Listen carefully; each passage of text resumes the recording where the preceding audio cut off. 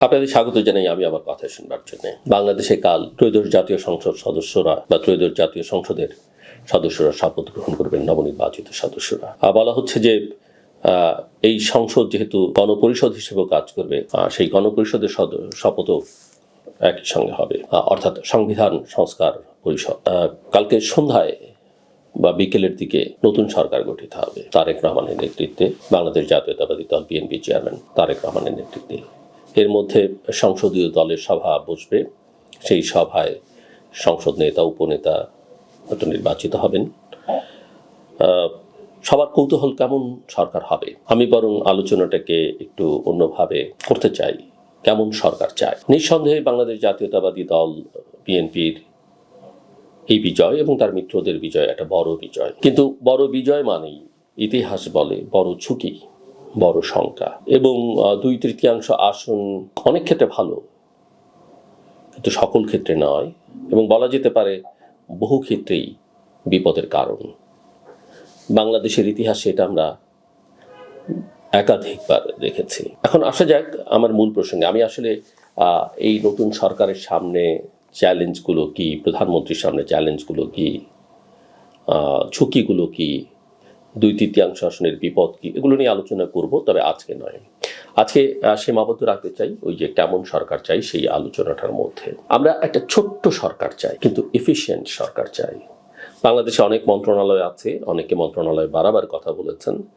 আমি বলবো, এবং বিভিন্ন সময় জনপ্রশাসন সংস্কার নিয়ে যারা কাজ করেছেন তারাও বলেছেন যে সরকারের আয়তন ছোট করা উচিত, এবং এই কাজটা শুরু থেকেই করা উচিত। সরকারে যাবার মতো খুব এফিশিয়েন্ট লোকজন যে খুব বেশি আছে দেশ পরিচালনার জন্য সেটা বলা যাবে না, কিন্তু অল্প মানুষ আসলে ভালোভাবে দেশ শাসন করতে পারে। সরকারের অ্যাডভান্টেজের দিক হচ্ছে বিপুল জনসমর্থন তারা পেয়েছেন, কিন্তু একই সঙ্গে তাদের মাথায় রাখতে হবে তাদের যারা প্রতিপক্ষ বা যারা সংসদে বিরোধী দল থাকবেন তারাও কিন্তু কম শক্তিশালী নয়, এবং এই সংসদকে সক্রিয় রাখবার ক্ষেত্রে তারা এবার খুব জোরালো ভূমিকা পালন করবেন বলে আমার ধারণা। সেই ক্ষেত্রে সংসদটা সরকারের জন্য যেমন গুরুত্বপূর্ণ হবে, সরকারি দলের জন্য সরকারটাও। তো প্রথমে আমি বলবো যে একটা ছোট্ট সরকার চাই, এফিশিয়েন্ট সরকার চাই। ধীরে ধীরে প্রয়োজন পড়লে সরকারের লোকবল বাড়ানো যেতে পারে, কমানোও যেতে পারে, কিন্তু শুরুটা যেন খুব অল্প মানুষ দিয়ে হয়। নবীন এবং প্রবীণের সমন্বয় থাকা জরুরি। প্রবীণের অভিজ্ঞতা থাকা দরকার, নবীনদের উদ্যম থাকা দরকার, তাদের যে আধুনিক বাস্তবতার সঙ্গে যে যোগাযোগ সম্পর্ক সেটা অত্যন্ত গুরুত্বপূর্ণ বর্তমান সময়ের বিবেচনায় সরকার পরিচালনার ক্ষেত্রে। কিন্তু সরকার যেন কাউকে অ্যাকোমোডেট করতে হবে এই জন্য না হয়। এই সরকারের একটা সবচেয়ে বড় অ্যাডভান্টেজ হচ্ছে বা সুবিধার দিক হচ্ছে সরকার প্রধান খুব বয়স্ক নন। তিনি দীর্ঘদিন লন্ডনের মতো জায়গায় থেকেছেন, অর্থাৎ পশ্চিমা আবহাওয়ায় অনেকটা সময় কাটিয়েছেন, সেখানকার রাজনীতি দেখেছেন, বুঝেছেন। তিনি দেশে ফেরত আসবার পরে আমরা দেখলাম যে তার যে সভ্যতা, ভব্যতা এবং অত্যন্ত স্বল্পভাষী, এটা তার একটা বড় ইতিবাচক দিক। আমরা দেখলাম তিনি বিজয়ী হয়ে যারা বিজিত হয়েছেন, অর্থাৎ জামায়াত ইসলামীর আমিরের বাসায় গেছেন, এমনকি এনসিপি নেতা নাহিদ ইসলামের বাসায় গেছেন, যিনি এই অভ্যুত্থানের 24-এর একজন নেতা ছিলেন। অর্থাৎ বাংলাদেশের রাজনৈতিক সংস্কৃতিটা পরিবর্তন আনবার চেষ্টা তার মধ্যে আছে। আমরা দেখেছি যে তিনি শেখ হাসিনাকে নিয়ে কোনো কটূক্তি করেননি। তিনি জামায়াতের সঙ্গে বিরুদ্ধে যখন নির্বাচনী ক্যাম্পেইনে ছিলেন, জামায়াতের নেতাদের সম্পর্কে ব্যক্তিগতভাবে নাম উচ্চারণ করে কোনো কথা বলেননি, অনেক ক্ষেত্রে দলের নাম উচ্চারণ করেননি। এবং এখান থেকে একটা শিক্ষা নেওয়ার অনেক কিছু আছে, এবং এই রাজনৈতিক সংস্কৃতির সঙ্গে সঙ্গে শুধু কালচার দিয়ে তো হবে না, স্ট্রাকচারাল চেঞ্জটা কি হচ্ছে সেটা অত্যন্ত গুরুত্বপূর্ণ। যে কারণে ওই যে জুলাই চার্টার, যে কারণে ওই রিফর্মের কথা আছে, বিএনপির ম্যানিফেস্টোতে আছে, তার আগের 31 দফায় আছে, এগুলো করতে হবে। সো এমন কেউ যেন মন্ত্রিসভায় না ঢোকেন যিনি আসলে সচিবদের দেখলে দাঁড়িয়ে যান। অতীতে আমরা এটা দেখেছি, বা তাদেরকে স্যার বলতে হন। স্যার বলা, স্যার শব্দটা আসলে পৃথিবীর অনেক জায়গায় এখন ব্যবহার হয় না, কিন্তু মূল কথা হচ্ছে যে আমলারা, সচিবরা অত্যন্ত গুরুত্বপূর্ণ, তারাই ইমপ্লিমেন্ট করবেন, কিন্তু নীতিটা নির্ধারণ করবেন যারা মন্ত্রিসভায় থাকবেন তারা, এবং তারাই আসলে গাইড করবেন, তারাই আসলে লিড করবেন, এটা যেন মাথায় থাকে। এখন মন্ত্রী যদি যোগ্য না হন আচার আচরণে, কথাবার্তায়, শিক্ষায়, দীক্ষায়, তাহলে সচিব কেন, যারা তো ট্রেনিং আছে, যারা তো শিক্ষা আছে, সেখানে মানবে।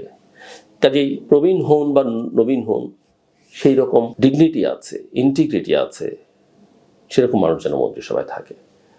বিএনপিতে অনেক গুরুত্বপূর্ণ ব্যক্তিবর্গ আছেন সিনিয়র, কিন্তু এদের অনেকেই এখন অসুস্থ। তারা আমি মনে করি অনেক নবীনের চাইতে শিক্ষায়, দীক্ষায়, যোগ্যতায়, রুচিতে অনেক অভিজ্ঞ, কিন্তু পারফর্ম করতে হবে, ডেলিভার করতে হবে, এটা মাথায় রাখতে হবে। কাজেই প্রবীণ যাদেরকে নেওয়া হবে একটু তাদের ফিজিক্যাল ফিটনেসটা যেন বিবেচনায় থাকে। আমরা জানি অনেকেই প্রায় 90-এর কাছাকাছি মানুষকে এবার বিএনপি এমপি বানিয়ে নিয়ে এসছে। তাদের অতীত খুব উজ্জ্বল, ক্যারিয়ার খুব উজ্জ্বল, কিন্তু ভালোভাবে কথাও এখন বলতে পারেন না। দু একজন হয়তো ডিমেনশিয়া রোগীও আছেন, দু একজন শারীরিকভাবে একেবারেই সক্ষম নয় আমরা জানি। দয়া করে তারাও তারেক রহমানকে বিব্রত করবেন না, বিরক্ত করবেন না, আমি আশা করব। এবং মিস্টার রহমানও দেশের স্বার্থে এবং অবশ্যই একটা সময় দলেরও স্বার্থে এটা কাজে লাগবে। সক্ষমতা আছে, যোগ্যতা আছে এমন কাউকে ছাড়া, ইভেন ফিজিক্যাল মেন্টাল ফিটনেস ছাড়া কাউকে যেন মন্ত্রী না করা হয়। এবং ওই যে কৃতজ্ঞতা বোধ থেকে আগে কমিট করা হয়েছিল বলে বা ওই অঞ্চল থেকে এই অঞ্চল থেকে প্রতিনিধিত্ব রাখা, এটা প্রতিনিধিত্ব তারা সংসদে করছেন, প্রতিনিধিত্ব করবো অনেক জায়গা আছে। মন্ত্রিসভায় আমার মনে হয় পারফর্ম করা, ডেলিভার করা, ফাংশন করা, এগুলো খুব গুরুত্বপূর্ণ। সেই বিবেচনা থেকে যেন মন্ত্রিসভাটা হয়। বহু লোক আছেন, বহু জায়গায় আছেন, আমি জানি কিছু কিছু দেশের বাইরে থেকেও এসছেন ব্যক্তিবর্গ, কিন্তু মন্ত্রিসভায় আমি আবারও বলবো শিক্ষিত, দক্ষ, যোগ্য, ব্যক্তিত্ব সম্পন্ন মানুষরা যেন থাকে, পরিশ্রমী মানুষরা যেন থাকেন, এবং যাদের এক ধরনের ন্যাশনাল ইমেজ আছে সেই সব ব্যক্তিবর্গ থাকেন যেন। এবং এই বিষয়টি তার জন্য, তার সরকারের ইমেজের জন্য, এবং প্রথম মন্ত্রিসভা কেমন হচ্ছে সেটার দিকে অনেকে তাকিয়ে থাকবেন দেশে বিদেশে, তা থেকে বোঝা যাবে আসলে সরকারটি শেষ পর্যন্ত কি দাঁড়ায়। কতগুলো মন্ত্রণালয়ের অত্যন্ত গুরুত্বপূর্ণ। আমি জানি রিসোর্সের, অর্থাৎ হিউম্যান রিসোর্সের সংকট আছে এই জায়গাগুলোতে লোক দেবার ক্ষেত্রে, সামগ্রিকভাবে মন্ত্রিসভার জন্য। তারপরও অত্যন্ত যাচাই বাছাই করে যেন মন্ত্রী করা হয়। অত্যন্ত গুরুত্বপূর্ণ মন্ত্রণালয় আমি বলবো অর্থ মন্ত্রণালয়, অত্যন্ত গুরুত্বপূর্ণ মন্ত্রণালয় পররাষ্ট্র মন্ত্রণালয়, অত্যন্ত গুরুত্বপূর্ণ মন্ত্রণালয় স্বরাষ্ট্র মন্ত্রণালয়, বাণিজ্য মন্ত্রণালয়, শিক্ষা, স্বাস্থ্য, এগুলো অত্যন্ত গুরুত্বপূর্ণ। কোনো মন্ত্রণালয় কম গুরুত্বপূর্ণ না, ইভেন সমাজ কল্যাণ, ধর্ম মন্ত্রণালয় কম গুরুত্বপূর্ণ, কিন্তু এই মন্ত্রণালয়গুলো কি মিনিস্ট্রি, এখানে যেন ভালো লোক দেওয়া হয়। অতীত আমরা দেখেছি ফুল মিনিস্টার, স্টেট মিনিস্টার, এগুলো অনেক ক্ষেত্রেই সমস্যা তৈরি করে। সিনিয়ররা জুনিয়রদের শেখাবার কথা শেখাতে চান না, স্পেসই দেন না, এবং জুনিয়ররা অনেক ক্ষেত্রে যদি সরকার প্রধানের ঘনিষ্ঠ হয়ে যান বা কাছাকাছি থাকেন, সিনিয়র বড়দের সম্মান করেন না। এতে মন্ত্রণালয়ের পারফরমেন্স আসলে, এবং তারা আমলাদেরকেও দ্বিধা বিভক্ত করে ফেলেন, জটিলতা তৈরি করে। কাজে এখানে যত কম সংখ্যক একেবারেই অপ্রয়োজনীয় না হলে, এবং কাজটা যদি ভাগ করে না দেওয়া যায়, তাহলে যেন একই মন্ত্রণালয়ে মন্ত্রী, উপমন্ত্রী, প্রতিমন্ত্রী বা প্রতিমন্ত্রী, উপমন্ত্রী না করা হয়। এবং শরিকদের থেকে মন্ত্রী করবার তারেক রহমানকে অনেকেই সাধুবাদ জানিয়েছেন যে তিনি শরিকদের পার্লামেন্টে অ্যাকোমোডেট করেছেন, এবং তারা অনেক চেয়েছেন, কিন্তু আসলে বোঝা গেছে যে তাদের সামর্থ্যটা কি। তাদের মধ্যে কেউ কেউ বেরিয়ে এসছেন ভালোভাবেই, আমরা তাদেরকে অভিনন্দন জানাই। তারা পার্লামেন্টে পারফর্ম করুক, সেটা আমরা চাই, কিন্তু মন্ত্রিসভায় তাদের নেবার ক্ষেত্রে যেন, আমি আবারও এই কথাই বলবো যে কেউ দলের সিনিয়র, কেউ দলের যোগ্য, ত্যাগী মন্ত্রী, তো ব্যাপারটা এরকম না। আপনি তাকে অন্যভাবে রিওয়ার্ড দেন, কিন্তু মন্ত্রী তো দেশের স্বার্থের সঙ্গে সম্পর্কিত। সো এমন কাউকে যেন, মানে কেউ যেন হাসানুল হক ইনু বা রাশেদ খান মেনন, আমাদের শ্রদ্ধাভাজন একদা বামপন্থী নেতা, কিন্তু পরে তারা কি হয়েছেন আমরা জানি, কোন পর্যায়ে গেছেন, সেরকম কাউকে যেন না করা হয়। আমার কোনো আপত্তি নেই বিরোধী যারা অ্যালাইজ আছে তাদের থেকে মন্ত্রী করবার ক্ষেত্রে, কিন্তু বিবেচনাটা যেন হয় তারা ওই পদের জন্য তার চাইতে আসলে বেটার কেউ নেই, আছে যা লোকবল তার মধ্যে থেকে তিনি সেরা, এই কনসিডারেশনটা যেন করবার সুযোগ থাকে। আগেও আমরা দেখেছি, শেখ হাসিনার আমলও দেখেছি, বেগম জিয়ার সময় আমরা দেখেছি যে একটু অ্যাডভাইজার করার একটা অনেকেই করা হয়। আমার মনে হয় না যে অতিরিক্ত এই অ্যাডভাইজার দরকার আছে, ক্ষেত্র বিশেষে দরকার আছে, কিন্তু অনেক অ্যাডভাইজার দরকার নেই। কারণ এখানেও একটা কনফ্লিক্ট হয়, অ্যাডভাইজার একরকম চিন্তা করেন, মন্ত্রী আরেক রকমের চিন্তা করেন, এই জটিলতা বাড়াবার দরকার নেই মিস্টার রহমানের। এটা আমি মনে করি যে চিন্তা ভাবনা খুবই করা উচিত। স্পেশালি কোনো অবস্থাতেই দেশে ওই যে সিকিউরিটি অ্যাডভাইজার বা ডিফেন্স অ্যাডভাইজার এটা শুরুর দিকে আমার মনে হয় না করা দরকার নেই। বাংলাদেশের একটা ন্যাশনাল সিকিউরিটি আর্কিটেকচার দরকার, অফকোর্স দরকার, এবং ডিফেন্স নিয়ে আমাদের অনেক ভাবতে হবে। এটাকে আরও প্রফেশনালিজমের দিকে কিভাবে নিয়ে যাওয়া যায়, পলিটিসাইজেশন থেকে দূরে রাখা যায়, সেটা আমাদের ভাবতে হবে। 3 বাহিনী নিয়েই, সশস্ত্র বাহিনী বিশেষ করে সেনাবাহিনী তো বটেই, এবং এই জায়গায় আমার একটা পরামর্শ থাকবে, এই 3 বাহিনীর নেতৃত্ব এবং সদস্যরা যেহেতু গত অভ্যুত্থানে এবং এই নির্বাচনে সবচেয়ে গুরুত্বপূর্ণ ভূমিকা পালন করেছেন, কারণ তাদের ভূমিকার কারণেই আসলে অভ্যুত্থান সফল হয়েছিল, তাদের ভূমিকার কারণেই আসলে নির্বাচনটা সুষ্ঠু এবং শান্তিপূর্ণ হয়েছে। কাজেই অনেক রকমের চাপ থাকবে প্রধানমন্ত্রীর উপরে। এই নেতৃত্বের যে মেয়াদ আছে, যার যেটুকু মেয়াদ আছে, তাদেরকে যেন সেটুকু মেয়াদ তিনি পূরণ করতে সুযোগ দেন, এবং সেটা এই বাহিনীগুলোর র্যাঙ্ক অ্যান্ড ফাইলে একটা ইতিবাচক বার্তা দেবে বলে আমার ধারণা, এবং আমি মনে করি এটা তাদের প্রাপ্য, এটা প্রধানমন্ত্রী মাথায় রাখবেন। চুক্তিভিত্তিক নিয়োগগুলো যত কম করা যায় আমি মনে করি। এই চুক্তিভিত্তিক নিয়োগ আসলে ক্যাডারের প্রফেশনালিজমের ক্ষেত্রে অনেক সমস্যা তৈরি করে, এবং এটা বিবেচনায় করাই হয় যে একটা পলিটিসাইজেশন হচ্ছে, রাজনৈতিক বিবেচনা থেকে এটা করা হচ্ছে। রাষ্ট্রপতি নিয়োগ করতে হবে আমরা জানি। আমি মনে করি, আমি কারো নাম নিতে চাই না, যদিও নাম নিতে পারতাম আমি, কিন্তু আমার মনে হয় একজন প্রফেশনাল হিসেবে সেটা আমার নেওয়া উচিত হবে না। রাষ্ট্রপতি যাকে করা হবে তিনি যেন সর্বজন শ্রদ্ধেয় হন, ক্লিন ইমেজের হন, যার বিরুদ্ধে অতীতে দুর্নীতির অভিযোগ ছিল, যাদের বিরুদ্ধে আছে, এবং সমাজে নানাভাবে আলোচনা আছে, এমন কাউকে যেন রাষ্ট্রপতি না করা হয়। আমি মনে করি দেশে বিদেশে গ্রহণযোগ্য, ডিসেন্ট, শিক্ষিত, ভদ্র, সজ্জন, যাকে মানুষ শ্রদ্ধা করে, এবং যে মানুষ দলের জন্য ত্যাগ স্বীকার করেছে বা কষ্ট করেছে, বিশেষ করে বাংলাদেশ জাতীয়তাবাদী দল যে সময়টাতে সবচেয়ে চাপের মধ্যে ছিল গত 15-16 বছর, সেরকম একজনকে রাষ্ট্রপতি করা উচিত, এবং যাকে রাষ্ট্রপতি করলে অন্তত কেউ বলবে না যে এটা করা ঠিক হয়নি। এবং অবশ্যই আমরা জানি যে সংবিধান সংস্কার করে রাষ্ট্রপতি প্রধানমন্ত্রীর ক্ষমতার মধ্যে একটা ভারসাম্য আনা হবে, কিন্তু সরকারটা চলবে আসলে প্রধানমন্ত্রীর নেতৃত্বেই, এটা আমরা সবাই জানি। কিন্তু রাষ্ট্রপতি রাষ্ট্রের সর্বোচ্চ ব্যক্তি, সর্বোচ্চ সম্মানিত ব্যক্তি।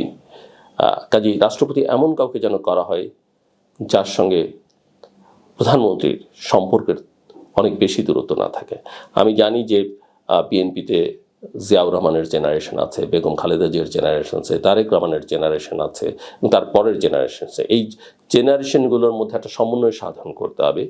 কিন্তু অবশ্যই রাষ্ট্রপতি যিনি হবেন তিনি প্রধানমন্ত্রীও তাকে রেসপেক্ট করবেন, কিন্তু একই সঙ্গে প্রধানমন্ত্রীর সঙ্গে যেন তার একটা কাজের সম্পর্কের অতীত থাকে, এবং সামনের দিনগুলোতেও যেন তারা একসঙ্গে কাজ করতে পারেন, সেরকম একজন ব্যক্তিকে, এবং যিনি প্রধানমন্ত্রী, আমি লয়াল শব্দটা ব্যবহার করব না, প্রধানমন্ত্রীর জন্য বড় চ্যালেঞ্জ হয়ে দাঁড়াবেন না, এমন একজনকে যেন রাষ্ট্রপতি করা হয়। সংসদ নেতা প্রধানমন্ত্রী হবেন আমরা জানি, ডেপুটি লিডারটা সংসদের জন্য খুব গুরুত্বপূর্ণ, যা কি করা হোক না কেন। একজন ভালো অরেটর যেন তিনি হন, আইন কানুন সম্পর্কে জানেন এরকম যেন হন, এবং বিরোধী দলকে মোকাবেলা করবার জন্য, এবং সংসদে যিনি প্রচুর সময় দেবেন এমন একজনকে যেন বিরোধী দল সংসদের ডেপুটি লিডার করা হয়। জাতীয় সংসদের স্পিকার রাষ্ট্রের 3 নম্বর গুরুত্বপূর্ণ ব্যক্তি।